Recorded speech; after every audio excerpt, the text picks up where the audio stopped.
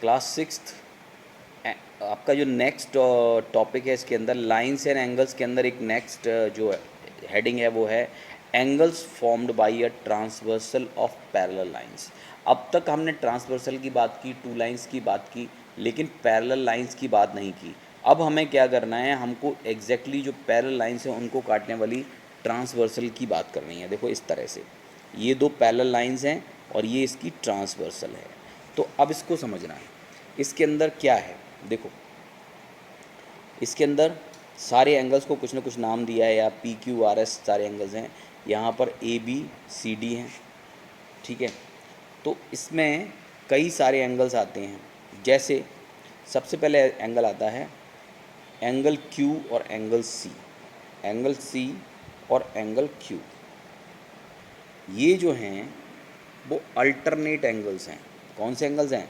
Angles ए और angle C और angle P और एंगल डी, एंगल पी और एंगल डी।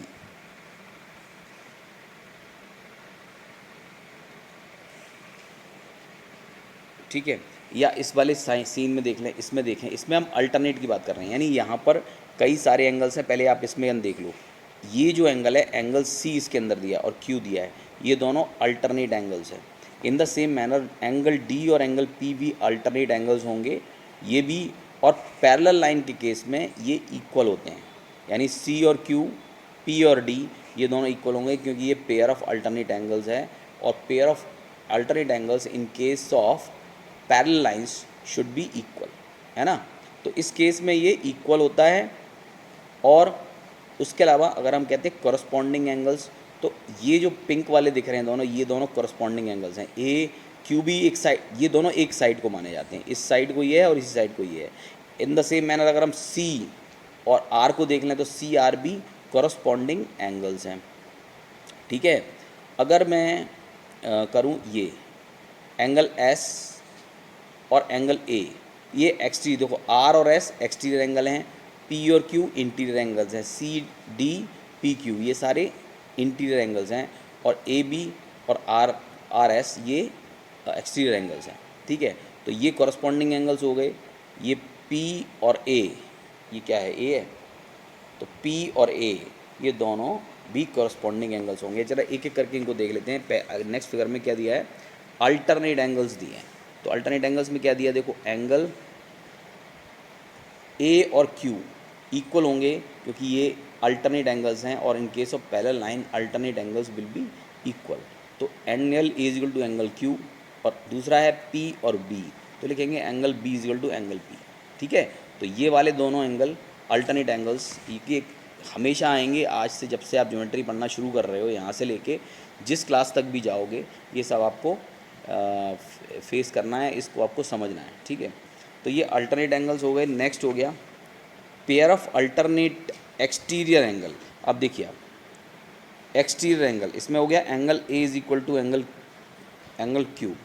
अब देखें आप, ये एक्सटीरियर एंगल है। ऊपर मैंने बताया था ये बाहर वाले एंगल्स जो होते हैं वो एक्सटीरियर एंगल्स होते हैं, लेकिन एंगल ए और एंगल क्यू, एंगल ए और एंगल क्यू एक ही कलर में है ना, तो ये दोनों भी अल्टरनेट एक्सटीरियर एंगल्स हैं।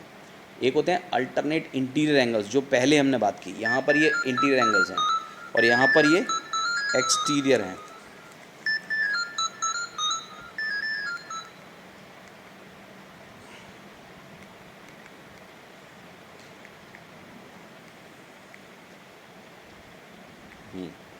तो ये अल्टरनेट एक्सटीरियर एंगल हैं, ये बी और एंगल पी भी इक्वल होंगे, ये भी अल्टरनेट एक्सटीरियर एंगल हैं, ठीक है। तो ये alternate interior angles, alternate exterior angles, और आ जाते हैं अब इस को इंटीरियर एंगल्स पर। को interior angles on the parallel lines are supplementary, यानी उनका सम 180 होता है, ठीक है। जैसे कि यहाँ पर देखें Q और V दोनों को इंटीरियर एंगल है, इनका सम 180 होगा। इन द सेम मैनर X और P, एंगल X और angle P will also be the sum of these two should be 180, या sum of these two will be 180, तो ये बिकॉज दे आर को इंटीरियर एंगल्स, ये को इंटीरियर एंगल्स हैं, इनका सम ऑलवेज 180 होता है, चाहे वो इस तरफ के हों चाहे इस तरफ के, बाई और क्यू हों या एक्स और पी हों, ठीक है। अब देखते हैं आगे, ये इंटरेस्टिंग फैक्ट में क्या है ज़रा देखते हैं। To find the alternate interior angle make Z over the lines as shown here, the angles so formed are a pair of alternate angle. आप क्या करें, आप इस तरह से z का यूज़ कर सकते हैं। देखिए z जो बन रहा है, इसके जो दोनों इंक्लिनेशन हैं, ये ऊपर वाला इंक्लाइंड और नीचे वाला इंक्लाइंड, ये दोनों अल्टरनेट एंगल्स होते हैं, तो आप z बना के भी इसको कर सकते हैं, ठीक है। इसके बाद कम टू, अब इसमें कौन कौन से एंगल्स, देखिए इंटीरियर एंगल थे, एक्सटीरियर एंगल थे, कौन कौन से,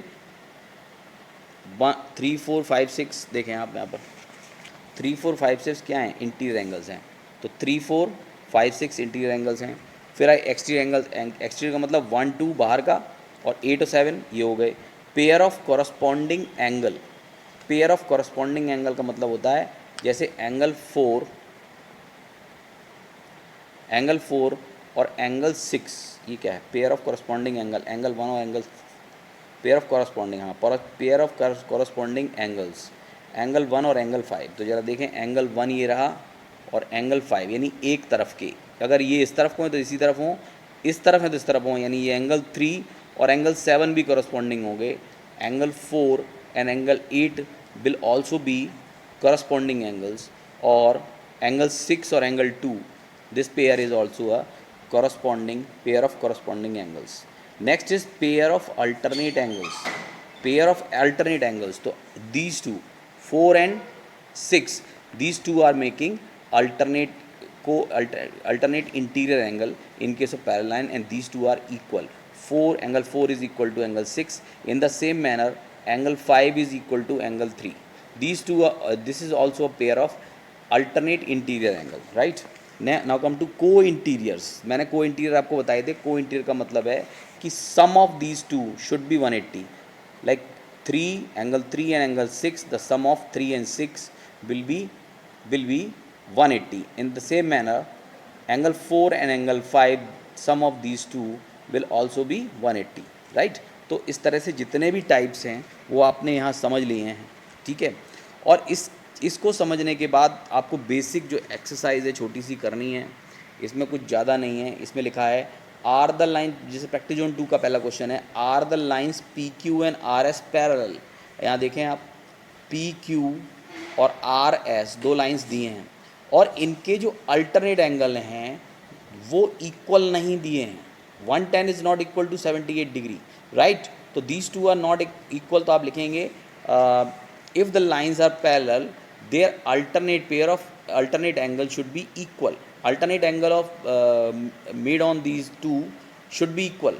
तो alternate जब angles equal नहीं है, if the alternate angles are not equal, PQ and RS will not be parallel lines, ठीक है। तो ये parallel lines नहीं होंगी क्योंकि इसमें alternate angle equal नहीं है, और ये आपको लिखना है बस, आपको अपने शब्दों में अपनी राइटिंग में और 2 लाइनें लिख दीजिए कि alternate angle should be equal in this case, if P Q and R S are parallel then angle alternate interior angle should be equal, and here these two are not seems equal, so these P Q and R S will not be a pair of parallel line.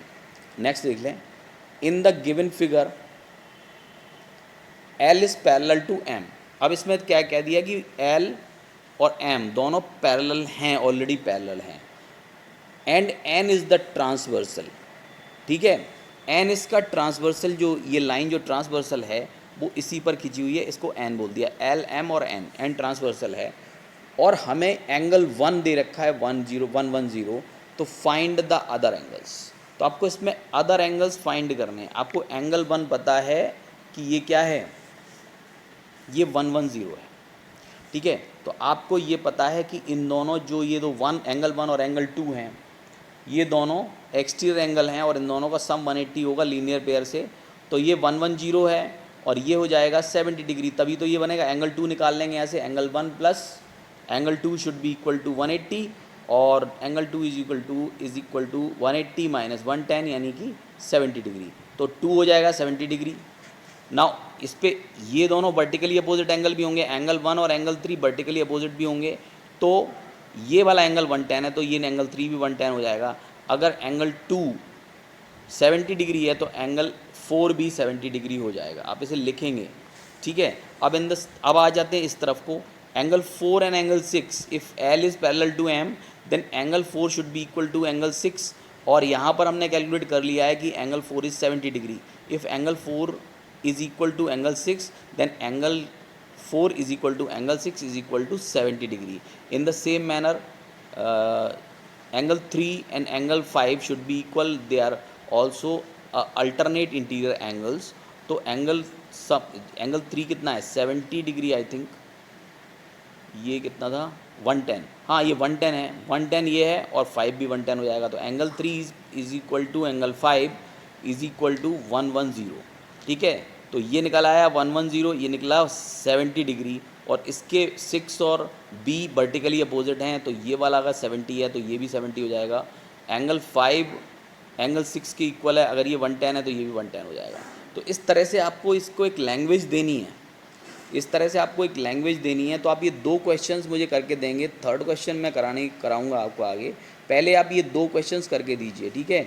ये 2 questions करके दीजिए और इसके अंदर जितनी भी definitions, जितने type के एंगल्स दिए हैं, interior angles, exterior angles, pair of corresponding angles, pair of alternate angles and को इंटीरियर एंगल्स, इन सब के बारे में मैं आपसे लाइव क्लास में बात करूँगा, लाइव क्लास में पूछूंगा मैं ये वाला चैप्टर, ठीक है। तो अब आज के लिए इतना ही है। आप ये 2 क्वेश्चन करिए प्रैक्टिस जोन 2 के और इनको जल्दी से फटाफट सेंड कर दीजिए।